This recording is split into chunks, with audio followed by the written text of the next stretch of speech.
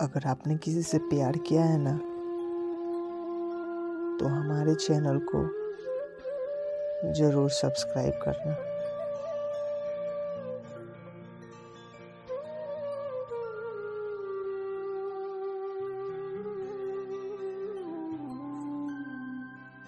मेरा नाम अनुज है और मुझे पहला और शायद आखिरी प्यार 14 साल की उम्र में ही हो गया था। मैं उसमें 10वीं कक्षा में पढ़ता था। प्यार करने के हिसाब से उम्र शायद कम थी, पर क्या करे जनाब, आजकल तो मोहब्बत इसी उम्र में हो जाया करती है। तो मॉडर्न ज़माने के आधार पर मुझे भी हो गई थी। मुझे मेरा पहला प्यार मेरी ही कक्षा में पढ़ने वाली अनाया नाम की लड़की में नज़र आता था। जितनी खूबसूरत उसका नाम था, उससे कहीं ज़्यादा खूबसूरत वो थी। उसकी उम्र लगभग 14 या 15 वर्ष की रही होगी। अनाया बड़े घर की लड़की थी। उसके पापा सरकारी डॉक्टर थे। इस हिसाब से वे पैसे वाले लोग लगते थे। मैं मन ही मन उसको दिल दे बैठा था, पर हमेशा कहने से डरता था। मेरे पिता एक किसान थे। हमारे घर के हालात समान ही थे, इसलिए शायद इस फर्क की वजह से भी कभी हिम्मत जुटा नहीं पाया।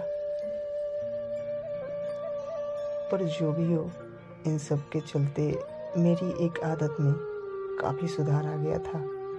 पहले मैं स्कूल ना जाने के लिए तरह तरह के बहाने बनाता था, लेकिन उन दिनों सही वक्त पर तैयार होकर चुपचाप स्कूल चला जाता था। मम्मी पापा सोचते थे ये अनुज ही है ना, पर फिर सोचते थे कि चलो जो भी हो, लड़का सुधर तो गया, शायद बोर्ड एग्ज़ाम का असर है। पर उन्हें क्या पता था कि मैं तो प्यार के कॉलेज में दाखिला ले चुका था। समय हाथों से कब फिसलता जा रहा था, पता ही नहीं चल पा रहा था। पर मैं कभी भी उसको अपने दिल के हालात सुनाने में कामयाब नहीं हो पाया। पर जब उसकी नज़र कहीं और होती तो चोरी छुपे मैं उसको देख लिया करता था। कभी कभार तो उससे बात करने के लिए मैं उसके पास जाता, पर जैसे ही उसके पास पहुंचता, किसी ना किसी पढ़ाई के टॉपिक पे बात करके वापस आ जाता था।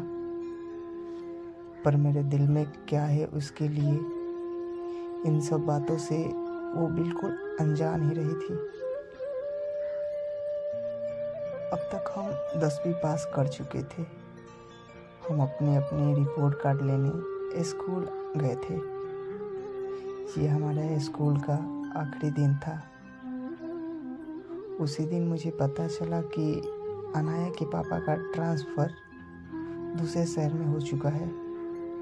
वो अब आगे की पढ़ाई किसी और शहर में जाकर करेगी। मुझे तो शुरू से ही पता था कि मेरे पापा भी मुझे आगे की पढ़ाई करने के लिए किसी और शहर में भेजने वाले हैं। मतलब अब शायद ज़िंदगी में हम कभी नहीं मिल पाएंगे। अनाया के लिए मेरे दिल में प्यार आज भी उतना ही था। मेरा दिल बैठा जा रहा था, ये सोचकर कि वो मुझसे दूर जा रही है। सभी दोस्त एक दूसरे से गले मिल रहे थे, एंजॉय कर रहे थे, पर मैं अपने आंसू छुपाया फिर रहा था। मैंने देखा अनाया भी अपने फ्रेंड के साथ काफ़ी खुश थी। उसके चेहरे की खुशी देखकर मेरे चेहरे पर भी खुशी उभर आई। मैं एकांत सी जगह पर बैठा था। सभी लोगों से मिलने के बाद अनाया की नज़र मुझ पे गई, तो वो मुझसे भी मिलने के लिए आगे बढ़ी। उसको अपनी तरफ बढ़ता देख मैं सटाक से खड़ा हो गया। वो मेरे पास आई, हाथ आगे किया। मैंने भी अपना हाथ आगे किया।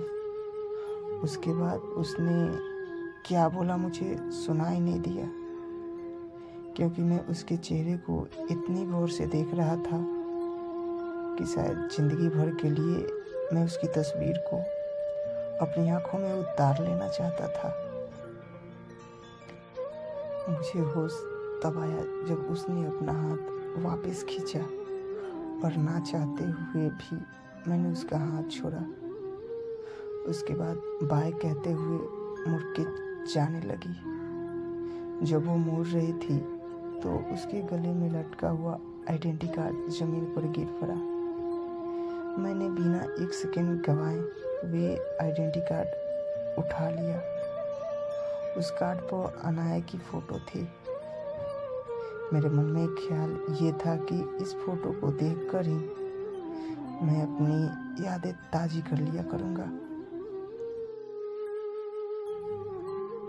किसी तरह से पैसे का जुगाड़ करके मेरे पापा ने मुझे पढ़ने के लिए सिकोहाबाद से बाहर भेज दिया। अनाया भी अपने परिवार के साथ दूसरे शहर में चली गई। मैं हमेशा हमेशा के लिए अनाया से जुदा हो चुका था। समय को कौन पकड़ सकता है। समय बीतता गया। मैंने अपनी पढ़ाई पूरी कर ली और एक कंपनी में अच्छी तनख्वाह पर नौकरी भी कर रहा हूँ। जिंदगी की लगभग सारी ज़रूरतें पूरी हो रही थी, पर फिर भी जिंदगी में कहीं ना कहीं कमी हमेशा खलती थी। उस कमी का नाम था अनाया। काफ़ी जद्दोजहद करने के बाद भी मैं अनाया का पता नहीं लगा पाया। बस उसका खिलखिलाता चेहरा जो मैंने आखिरी बार देखा था मेरे नज़रों के सामने रहता था। अब तो काफ़ी बदल चुकी होगी। हो सकता है कि वो मेरे सामने से गुजर जाए तो भी मैं उसे पहचान नहीं पाऊंगा। घर वालों ने काफ़ी जद्दोजहद के बाद एक सुंदर सी लड़की मेरी शादी के लिए तलाश ली। संयोगवश उस लड़की का नाम भी अनाया था। हमारी शादी हो गई। मैं अपनी पत्नी अनाया को जब भी उसके नाम से बुलाया करता था तो मुझे मेरी बचपन की अनाया की याद आ जाया करती थी। अपनी पत्नी के चेहरे में मुझे मेरे बचपन के प्यार का चेहरा दिखने लगता, लेकिन फिर भी मैं आज तक कभी भी अपनी पत्नी को ये महसूस नहीं होने दिया कि मैं आज भी किसी और से बेइंतहा मोहब्बत करता हूँ। आखिर वो मेरे लिए अपना सब कुछ छोड़ के आई है, तो उसका हर तरह से ख्याल रखना मेरा फर्ज था। एक दिन की बात है, मैं अपनी बचपन की डायरी खोलकर बैठा ही था। उसमें से अनाया का आइडेंटिटी कार्ड निकल के ज़मीन पर गिर गया। उस पर लगी अनाया की तस्वीर को देखकर मैं अपनी आंखें गीली होने से ना रोक सका। मैंने अपने आंसू पोंछे ही थे कि तभी मेरी पत्नी अनाया एकदम से कमरे में आ गई। उसने मेरे हाथ में आइडेंटिटी कार्ड को देख लिया, जिसको मैं छुपाने की कोशिश कर रहा था। तभी उसने मेरे हाथ की तरफ इशारा करते हुए पूछा, ऐसा क्या है आपके हाथ में जो आप मुझसे छुपा रहे हैं? मैंने अपने लड़खड़ाहट हुई ज़बान से कहा, अरे नहीं, वो मेरे बचपन के दोस्त का आइडेंटिटी कार्ड है। ये कहते हुए मैंने आइडेंटिटी कार्ड डायरी में बंद कर दिया। मेरे इस तरह के व्यवहार से मेरी पत्नी की उत्सुकता और बढ़ गई। उसने बड़े ही प्यार से मुझसे कहा, लाइए मुझे भी दिखाइए। इतना कहते हुए उसने डायरी मेरे हाथ से छीन ली। आइडेंटिटी कार्ड पर लगे फोटो देखकर एकदम से बोल पड़ी, ये कौन है? मैंने कहा, अरे कोई नहीं, वो मेरे बचपन की दोस्त है।